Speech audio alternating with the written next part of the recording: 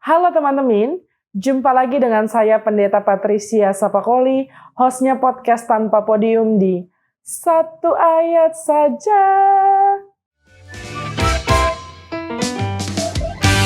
Satu ayat saja kali ini berbicara tentang Yesaya 60 ayat 20.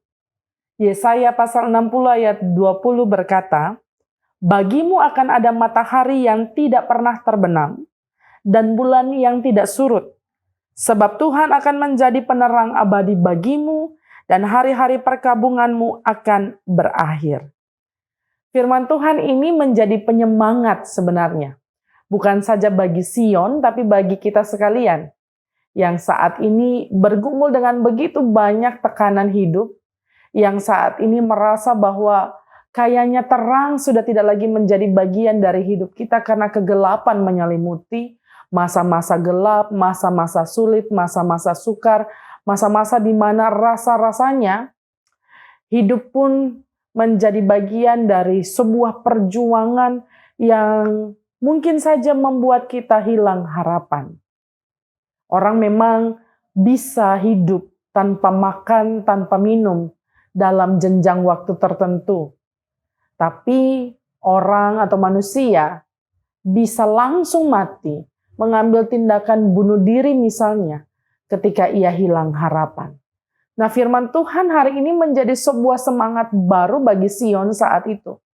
Ketika mereka mungkin hilang pengharapan, mungkin merasa bahwa Tuhan meninggalkan mereka, mungkin merasa bahwa itu hanya cerita nenek moyang tentang kemahakuasaan Tuhan Allah yang membawa bangsa Israel keluar dari tanah perbudakan, sementara mereka tetap ada di tanah pembuangan. Dalam masa-masa yang gelap dan sulit itu, nubuatan Yesaya berisi tentang pertobatan dan sebuah janji pemulihan.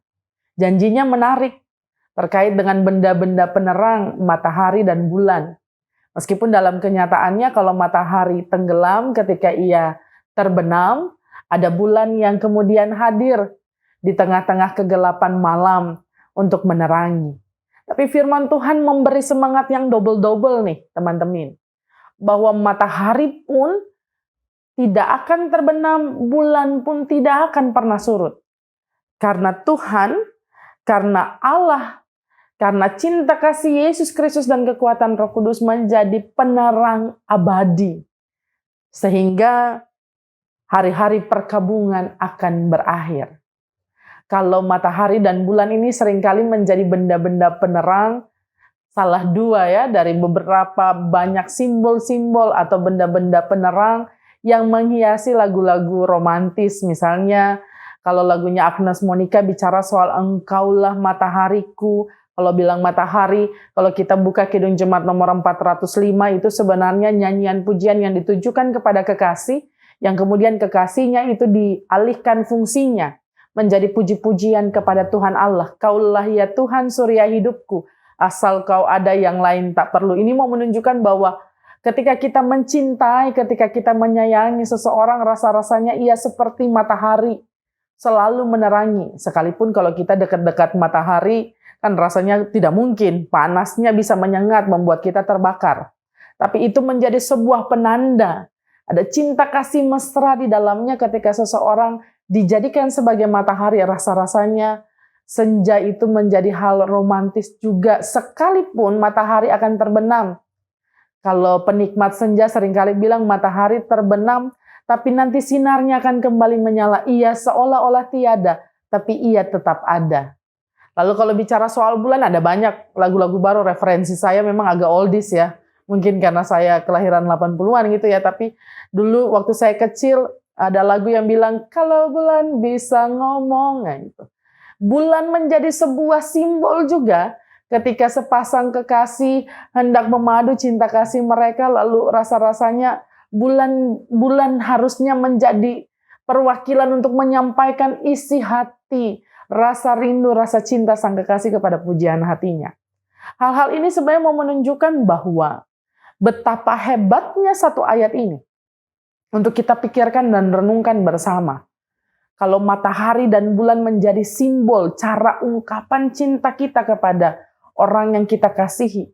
Secara khusus mungkin pasangan kita, Firman Tuhan hari ini mau bilang bahwa bahkan matahari dan bulan itu tidak akan terbenam, tidak akan surut. Cahayanya selalu memancar. Cahayanya selalu ada.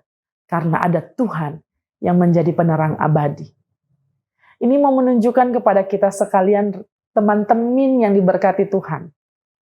Bahwa ketika saat ini kita ada dalam kehidupan yang biasa-biasa saja, atau mungkin seringkali kita merasa bahwa ada begitu banyak hal yang membuat kita tidak sanggup lagi memikul beban berat kita hari ini. Kita kembali diingatkan bahwa kita punya Tuhan yang cintanya luar biasa, sehingga ungkapan cintanya mau bilang bahwa Ia sungguh-sungguh menjadi penerang sehingga kita tidak perlu takut gelap.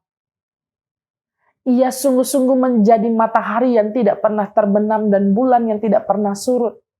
Lalu hari-hari perkabunganmu akan berakhir. Mungkin kita bertanya, lalu itu kapan? Mungkin kita tidak mampu lagi bertahan. Sabar itu kan ada batasnya. Ya, sebatas kita memahami dan memaknai cinta kasih Allah yang luar biasa dalam kehidupan kita, sehingga kita tidak lagi bertanya kapan, tapi kita sungguh-sungguh merasakannya. Karena dalam terang dan gelapnya hidup Tuhan ada. Tuhan ada, Tuhan senantiasa menemani kita. Seringkali kitanya yang menjauh dari kasih sayang dan cintanya Tuhan.